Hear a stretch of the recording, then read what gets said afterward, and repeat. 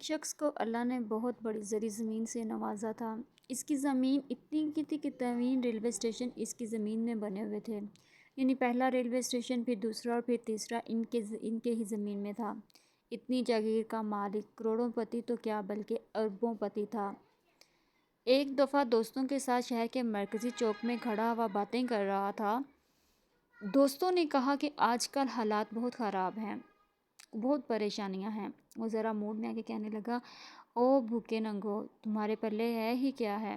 کبھی کبھی جب پیٹ بھر کر کھانے کو مل جاتا ہے نا، تو بندہ خدا کے لہجے میں بولنا شروع کر دیتا ہے۔ اس نے دوستوں کو کہا کہ تم پریشان رہتے ہو کہ آئے گا کہاں سے، اور میں تو پریشان پھرتا ہوں کہ لگاؤں کہاں پہ۔ بس یہ عجب کا بول اللہ تعالیٰ کو ناپسند آ گیا، بیمار ہو گیا، اور چند مہینوں کے بعد خود تو دنیا سے رخصت ہوا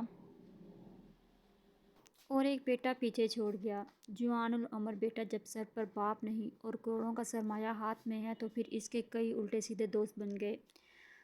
اس کو انہوں نے شراب اور شباب والے کاموں میں لگا دیا۔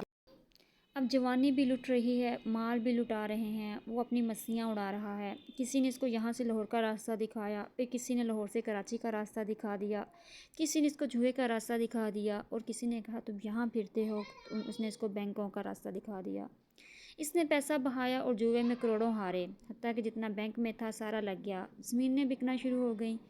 آہستہ آہستہ ایک ایک مربع زمین بکتی گئی اور وہ لگاتا گیا۔ ایک وہ وقت آیا جب ساری زمینیں بک گئیں۔ پھر وہ وقت آیا کہ وہ نوجوان جس گھر میں رہتا تھا اس گھر کو بھی بیچنا پڑا۔